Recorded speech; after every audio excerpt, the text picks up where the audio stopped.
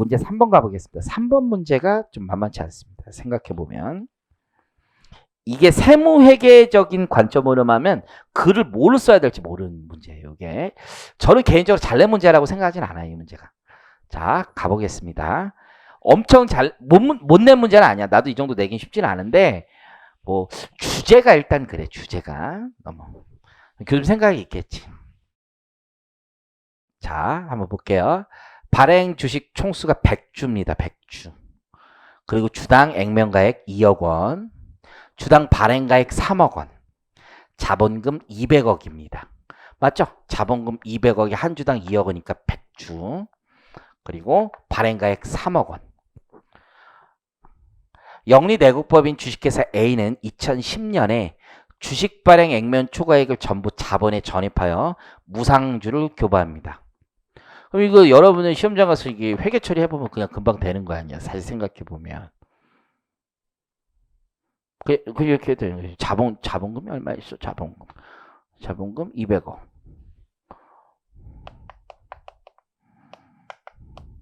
이렇게 할 거 아니야. 주발초 100억. 이거는 다 할 수 있는 거 아니야. 이것도 못하면 지금 집에 가야 되는 거지. 이건 한단 말이야. 주발초를 전부 다 전입했네?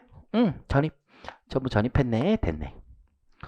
그러나 자본 전입 당시에 상법상 자기 주식 취득이 제한되어 있어서 A가 보유한 자기 주식에 대한 신주를 A에게 무상 교부하지 못했습니다.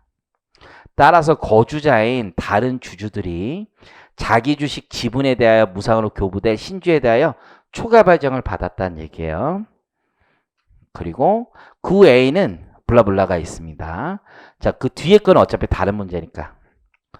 자, 물음 1번 한번 보겠습니다. 1번. 위 사례에서 지금까지 본 내용이에요. 법인세법상 A가 자본 전입한 주식 발행 액면 초과액을 계산하고 뭐 어쩌라는 거야. 100억인데. 교수님 이상하신 분이네.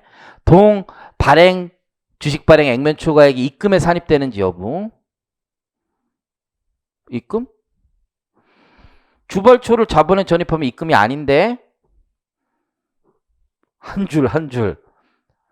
주식 발행 액면 초과액을 자본에 전입함으로 해서 의제 배당이 발생하는지 여부.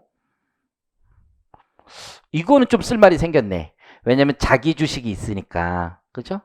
자기 주식이 있는 상태에서는 주식 발행 초과금을 자본에 전입하더라도 의제 배당이 발생할 수 있다. 약 5줄 이상은 쓸래야 쓸 말이 없다 이거죠. 근데 10점이라 이거지. 이게 환장하겠네 이게. 어쩌란 말인가. 지금 이해하시겠죠? 어쩌란 말인가. 결국 여러분이 생각하는 건 회계학이야. 회계학. 지금 생각한 건 법적으로 생각할 수 있냐 이거. 법적으로 법에서. 그럼 법 조문에서 끌어오는 능력이 있어야 되는 거야. 결국은. 그러면 자본에 전입한 거 있죠. 요거 핵심은 뭐냐면 이사회에서 결의를 했을 거 아니야. 그쵸? 그런데 일부 포기가 된 거 아니야. 그걸 초과 배정을 했다는 얘기는 재배정이 일어났다는 얘기죠. 그렇기 때문에 전부 전입됐다는 얘기지. 일부 전입이 아니라 전부 전입했기 때문에 100억 다 들어갈 수 있다. 이게 핵심인 거죠. 지금 이해하시겠어요? 그걸 쓰는 거. 그러니까 이거는 약간 상법적인 내용도 알고 있어야 되는 거. 세법의 민사법적인 얘기. 두 번째. 입금이냐 이거야. 입금이냐. 그럼 입금이냐의 기본 법인세법 구조를 알아야지. 입금에 대해서. 법인세법상 입금이라는 건 딴 거 없죠. 순자산의 증가가 입금이죠. 법조문에 있잖아요. 법인세법에서 별도로 제외하는 것을 제외하고는 순자산의 증가라도 입금에서 제외하는 것을 빼고는 그쵸? 순자산의 증가가 있으면은 입금이란 말이야. 그리고 나머지 다 예시일 뿐이었잖아요. 그죠?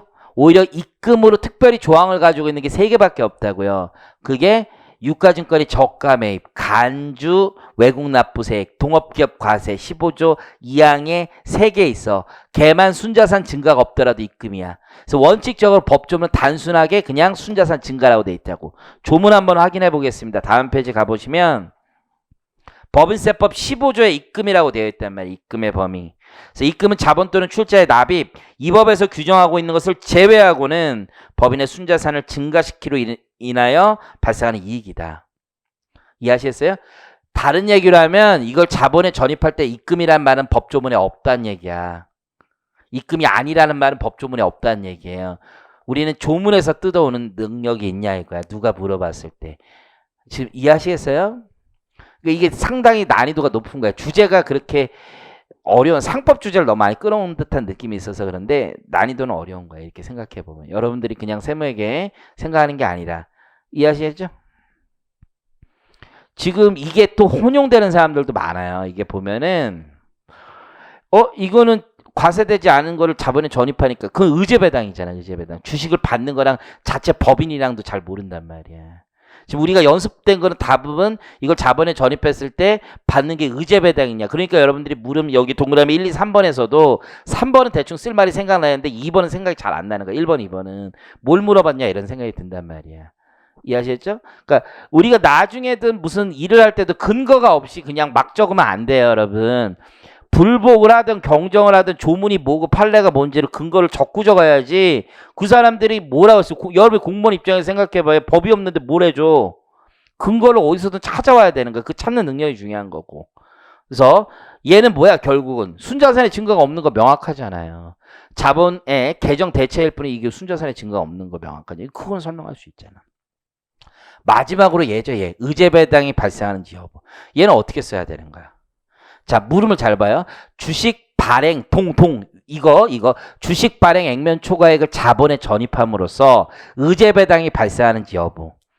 할 수도 있고 안 할 수도 있는 거 아니야. 어느 분만 의제배당이 발생해? 자기 주식 배정분, 자기 지분율 올라가는 것만. 그런데 주발초를 자본에 전입하는 건 원래 과세 대상이 아니잖아. 무상주 수령하더라도. 얘는 어떻게 나누면 돼? 원칙과 예외로 늘 나누는 거지. 법은 기본적으로 늘 쓸 때 원칙과 예외로 해야죠. 이해하시죠? 그렇게 쓰시면 되지 않을까. 한번 가볼게요. 그래서 주식 발행 액면 초과액. 핵심 포인트는 추가 배정했다. 추가 배정. 그래서 전부 자본에 전입한 것이다. 요 두 말이 없으면 그냥 아무것도 아닌 거야. 이 말이 있어야 되는 거야. 쟁점이 여기에 있으니까. 왜냐면 재배정 안 하면 100억 중에 자기 주식 빼고만 자본에 전입되는 거잖아. 그래서 A법인이 자본에 전입한 주식 발행 액면 초과액은 100억 원이고 50주이다. 이렇게 쓰면 되는 거고. 밑에 안 써도 돼. 자, 두 번째 입금 산입 여부. 입금은 기본적으로 법인의 순자산을 증가시키는 거래입니다. 이 말 똑같이 안 써도 돼. 순자산을 증가시키는 거래 요것만 쓰시고 다만 법에서 예외로 두고 있는 경우는 제외한다. 이렇게 써도 돼요. 자본 준비금의 자본 전입은 준비금과 자본금 계정 사이의 대체일 뿐입니다. 장부상 대체일 뿐으로 순자산에는 아무 변동이 없습니다. 그래서 과세하지 않습니다. 그러나 의제배당은 과세될 수도 있죠. 그래서 원칙과 예외로 나눠서 원칙은 주식 발행 액면 초과액을 자본에 전입할 때는 기존 주주가 무상주를 수령하게 되더라도 과세하지 않는 게 법이죠. 그러나 주식 발행 액면 초과액을 자본에 전입할 때 자기 주식이 있는 경우 신주 발행 후 자기 주식의 비율은 감소하고 다른 주주의 주식 소유 비율은 증가하게 되죠. 따라서 기존 주주의 증가된 주식 소유 비율에 상당하는 주식의 가액을 의제배당으로 하겠다. 그럼 다시 문제 2를 가기 전에 4를 보겠습니다. 그 후 A는 주식회사 B로부터 200억의 대출을 받았습니다. A가 있고 B가 있는데 B가 대출을 해준 거죠. 200억 대출을 해줬습니다. 계속된 실적 부진으로 재무 상황이 악화되었습니다. 그러던 중 14년 B는 A에 대한 채권 전부를 A의 주식으로 출자 전환했습니다. 자, 이건 상법상 발행가액이 뭔지를 아셔야죠. 발행가액. 발행가액 5억 원이에요. 한 주당 5억 원 쳐줬다는 얘기죠. 뭐하고 상계하는 금액으로? 채무 5억 원을 한 주로 쳐줬다는 얘기죠. 그럼 몇 주가 출자 전환되는 겁니까? 40주가 출자 전환되는 거죠.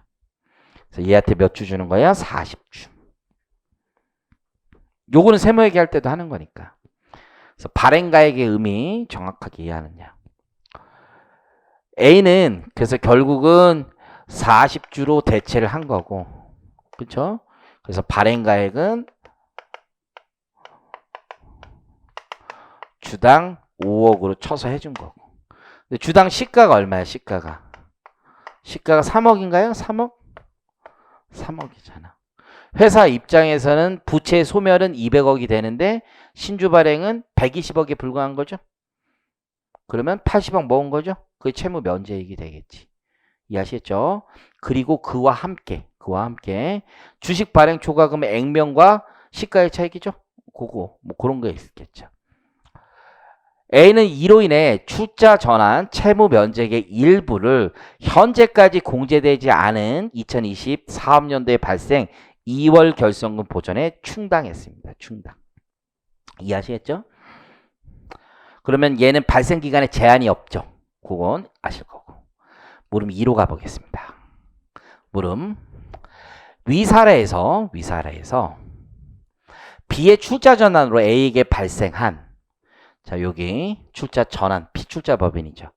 주식 발행 액면 초과액과 채무 면제액을 계산하고.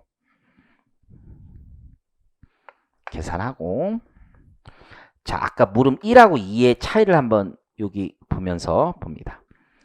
물음 1도 계산하고 물음 2도 계산하고죠. 항상 우리가 세법학에서 보겠습니다. 계산하고 항상 근거를 가지고 계산하셔야 돼. 숫자만 드립다 써봐야 큰 점수 못 받아. 이해하시겠죠? 왜냐면 뒤에 나왔었던 요 해가 2015니까 나중에 뭐 계산하고가 소득세법 공동사업에도 있었잖아. 다 본질은 글로 먼저 표현하는 게 우선이라는 거야. 종문을 가지고. 앞으로도 계산하고가 나올 수 있단 말이에요. 있는데 혼자서 세무회계 풀듯이 그냥 동그라미 1에서 계산해서 되는 게 아니라는 거야. 이해하시겠어요? 그래서 계산하고 할 때는 항상 근거, 왜 이렇게 계산하는지 핵심 키워드가 있어야 됩니다. 반드시 있어야 돼. 이해하시겠죠? 그 정도 눈치는 있는데 그걸 못할 뿐 아니야. 지금 할 수 있다고. 그러면 한번 노력을 같이 해보자고. 여기서는 과연 계산하고를 어떻게 해결해야 되느냐. 법에서 가져오는 거야. 법에서. 그러면 첫 번째 주식 발행 초과액과 채무 면제액을 계산하려죠. 주식 발행 초과액은 여러분 알지? 액면가액과 시가의 차익이라는 말. 그게 최소한의 근거야. 채무 면제액은 뭐야? 발행되는 시가와 발행가액의 차익이다. 이해하시겠죠? 그거를 쓰는 거야. 그냥 워딩을 잘 쓰면 되는 거야, 이거는. 근데 여기서 핵심은 몇 주가 발행됐냐 이거지, 결국은. 그래가지고 단가로 가지고 쓰면 되는 거야. 법학하는 사람은 대부분 단가를 훨씬 더 좋아해. 총액보다는 단가로 쓰는 걸 좋아해. 그리고 A가 2월 결손금 보전에 충당한 채무 면제액이 입금에 산입되는지 여부를 쓰래요. 그렇죠? 그리고 2월 결손금 공제 시한이 존재함에도 불구하고 A가 채무 면제액의 일부를 2020년 사업년도에 발생 2월 결손금 보전에 충당하는 것이 적법한지 여부. 결국 2번은 채무 면제액은 원래 입금 산입이 있잖아요. 근데 결손금 보전에 충당했다고 돼 있잖아. 그러면 채무 면제액의 원칙은 입금 산입이지만 충당하면 입금에 산입하지 않는다. 원칙과 예외를 쓰시면 되는 거고, 얘는 3번은 따로 물어본 거잖아. 이때 채무 면제액에 충당하는 결손금의 발생 기한에 제한이 있느냐 이거지. 그렇죠? 이건 없다라는 거지. 자, 그럼 가볼게요.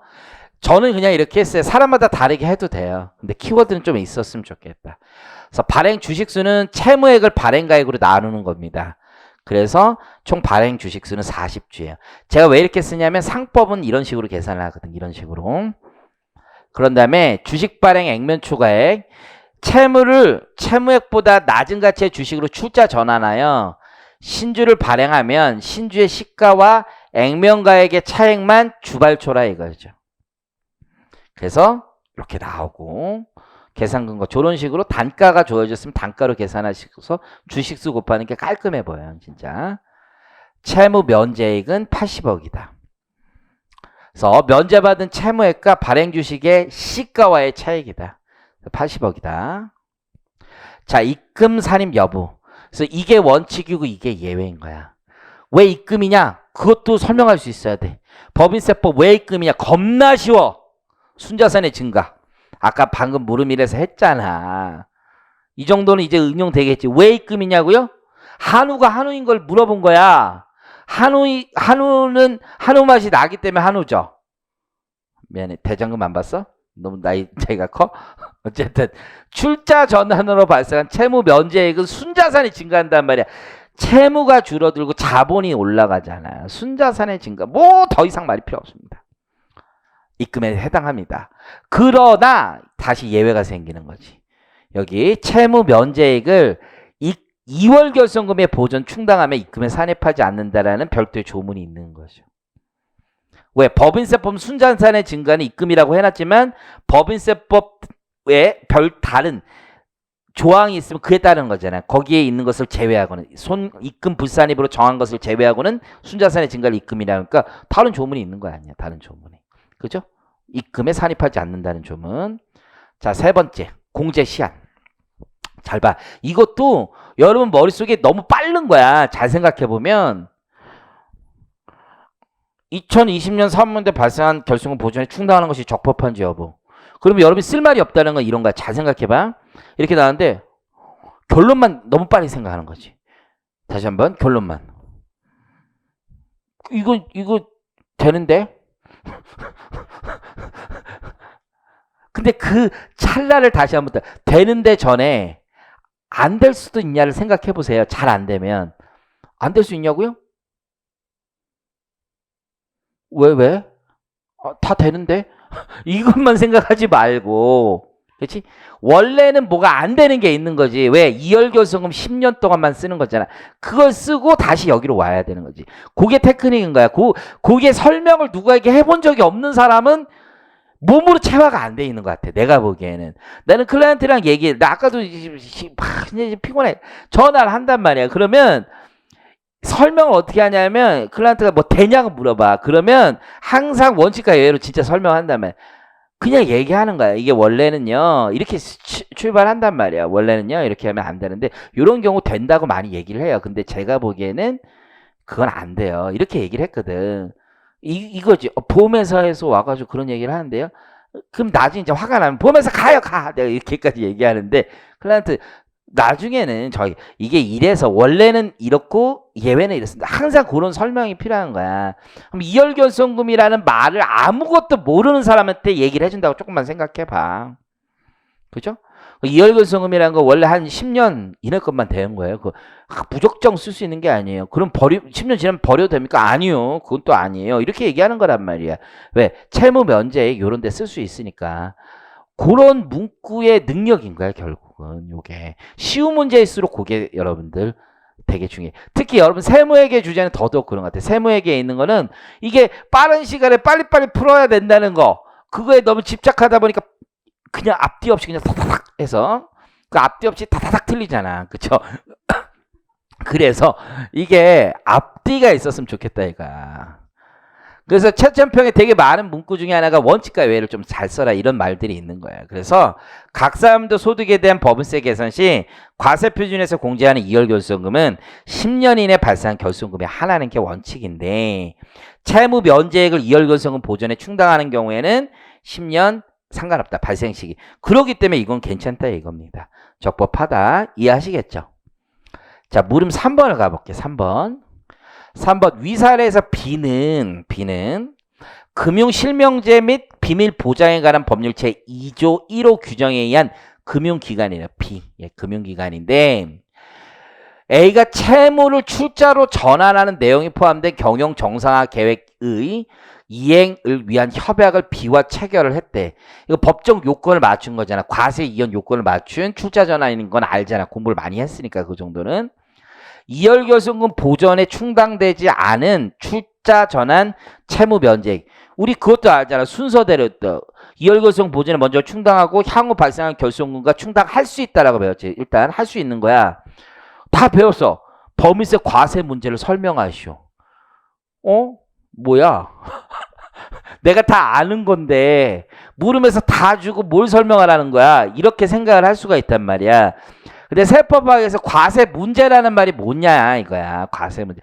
규정을 쓰라는 게 아니라고. 과세 문제는 해당 규정을 쓰는 거하고 일도 상관이 없고 이렇게 하면 안 되는데 세법은 어떻게 하냐 뭐 이런 거야. 이렇게 하면 그냥 내버려 두면 이렇게 하면 세금이 너무 많이 나와서 뭐가 안 되는데 이런 식이야 항상.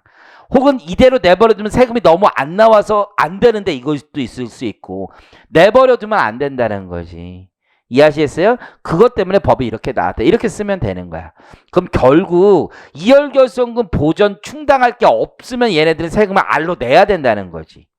그죠? 그럼 구조조정이 안 된다는 거야. 그래서 향후 발생할 결손금, 이월결손금이 없더라도 보전 충당할 수 있는 제도를 가지고 있다. 이렇게 쓰면 되는 겁니다. 단순한 겁니다. 그래서 과세 문제는 결국 이월결손금이 없는 경우에는 일시에 입금만 남는다. 그러면 법인세가 너무 많지 않느냐. 출자 전환이 어려울 수 있다. 이해하시겠죠? 그 효과가 세금 때문에 다 날아가 버린다. 상쇄된다. 격조 있는 표현을 하자면. 특례는 가지고 있는 거지. 그래서 회생 계획 인가 법인 등 생각나는 대로 쓰면 돼. 그런 경우는 충당하지 않은 출자 전환 채무 면제액을 입금에 산입하지 않고 그 이후 각 사람도에 발생하는 결손금 보전에 충당할 수 있는 제도를 두고 있다는 얘기죠. 지금 어떻게 써야 되는지 아시겠어요? 그래서 시험 문제 우리 앞에서도 많이 봤어. 과세 문제 이런 말들이 나오잖아. 그럼 규정을 쓰라는 게 아니야. 적어도 취지 같은 걸 좀 생각을 해보셔야 되는 거야. 야, 이렇게 내버려 두면 무슨 문제가 생기더라. 항상 그런 다음에 왜 이런 규정이 필요하냐. 이렇게 쓰시는 게 과세 문제를 접근하는 방식인 거야. 이해하시겠죠? 과세 문제라는 용어는 많이 나오는 용어야. 앞에도 많았고. 이해하시겠죠? 그 정도는 이해하고 쓰겠지. 여러분 이제는 이제 문제 보는 방법을 좀 배우는 거 아니야. 막 때려 써봐야 점수 안 나오는 거 이제 좀 이해하셨을까? 채점평이나 보고 아 이게 왜 이렇게 냈는지 충분히 들으셨기 때문에 막 때려 넣어봐야 소용이 없다고 생각할 거야. 내가 모의고사 낼 때도 그런 얘기 많이 해도 여러분 믿지 않고 또 기출문제 보니까 아 그런가 보다 이런데 신뢰가 그 정도야? 어쨌든 이제 마지막 채점평을 한번 보겠습니다. 법인세 문제는 두 개의 사례를 기반으로 하여 법인세 규정의 내용과 취지를 정확하게 이해하고 있는지를 묻고 있다. 첫 번째, 주식 발행 액면 초과액의 자본 전환 시 의제 배당에 관한 법인세 규정과 이월결손금 보전에 충당한 출자 전환 채무 면제에 대한 법인세 규정에 관해 묻고 있는 문제이다. 이 문제에 대한 답안을 작성할 때 규정의 내용과 취지를 원칙과 예외로 구분하여 설명 좀 해주시고 그렇죠? 내용이나 취지가 왜 이렇게 됐는지 좀 설명을 해주시고 사례를 적용한 결과를 보여줄 필요가 있다. 이렇게 얘기를 하는 거예요. 그래서 여러분들이 잘 구분을 하셔야 되고 조문 다시 한번 보겠습니다. 그래서 15조의 관련 법령을 보시면 입금의 범위가 있고 수익의 범위 시행령 11조 있잖아요. 11조 밑에. 그래서 여러분들이 이렇게 생각하는 사람이 있어요. 6호에 보면 채무의 면제 또는 소멸로 인하여 생기는 부채의 감소액 이게 수익에 포함된다 이렇게 생각해서 이 조문이 있지 않느냐. 말도 안 되는 거지. 이 시행령은 뭐라고 그랬어? 예시에 불과하다고. 예시에 그냥. 그렇죠? 예시란 말이야. 포함한다. 그냥 순자산이야. 법은 15조의 핵심이 있습니다. 오른쪽에 가보면 배당금 또는 분배금의 의제 아까 문제 1번에서 의제 배당 되느냐 이거예요. 그래서 거기 2호에 보면 잉여금의 자본 전입 또는 잉여금의 전부 또는 일부를 자본이나 출자에 전입함으로써 주주 등이 내국 범인이 취득하는 주식의 가액은 입금이라는 거야. 입금. 이하셔서 배당 받은 것으로 본다라는 게 16조야. 메뉴에 보면 이익을 배당하였거나 분배받은 것으로 본다 이렇게 돼 있잖아요. 그쵸? 여기까지 이해하시겠죠? 그런 다음에 3호를 가면 근데 2호에 보면 다음은 제외한다고 해서 감옥에 자본 준비금이 있잖아. 그럼 2호가 지금 일반적인 원칙과 예외에서 원칙 정도로 우리가 쓴 거지. 자본 준비금의 자본 전입은 과세되지 않는다. 일반적으로. 그런데 3호가 핵심인 거지. 3호가 다시 2호에 대한 일부 예외를 가지고 있는 거지. 보면 자기 주식 또는 출자 지분을 보유한 상태에서 제2호 강목 자본 전입하더라도 자본 준비금인 주식 발행 초과금은 2호 강목에 있는 거잖아요. 함께 자본의 전입함에 따라 그 법인 외의 주주 등인 법인이 지분 비율이 증가한다면 증가한 지분 비율에 상당한 주식에 가액으로 하겠다라는 얘기고, 그 다음에 자본 거래로 인한 수익의 입금 불산입이 17조에 있고 평가차익 입금 불산입도 조문에 있어요. 다 조문 관련돼 있는 거고, 다음 페이지에 가면 이월결손금이 있습니다. 이월결손금. 참고로 이 법정 출자 전환 있잖아요. 이때 이월결손금은 각 사람도 소득에 발생한 이월결손금만 해당하는 건 아니에요. 그래서 거기 법 시행령 16조를 가보면 2호에 이런 것도 포함한다고 되어 있습니다. 전에도 한번 설명드렸었고, 이 얘기는 뭐예요? 우리 실사 같은 거 한다고 그랬었죠. 이런 회사들은 기업 실사를 해서 과거의 장부에 반영하지 못했지만 결손이 있는 걸 떨지 못했던 거 있잖아요. 이걸 이월결손금으로 인정해줘서 떨 수 있게끔 바꿔주는 거죠. 왜 이 규정이 있으면 굉장히 편해요. 과거로 가서 경정청구해서 받을 필요가 없다는 거죠. 법원에서 확인해주면 이때 새로 생긴 이월결손금은 채무 면제이익에 충당해서 그냥 끝낼 수 있다라는 취지로 보입니다. 시행령에 있는 거라서 이거는 되게 특별한 사정이 있는 케이스를 담은 거예요. 뭐 대단한 건 아니고.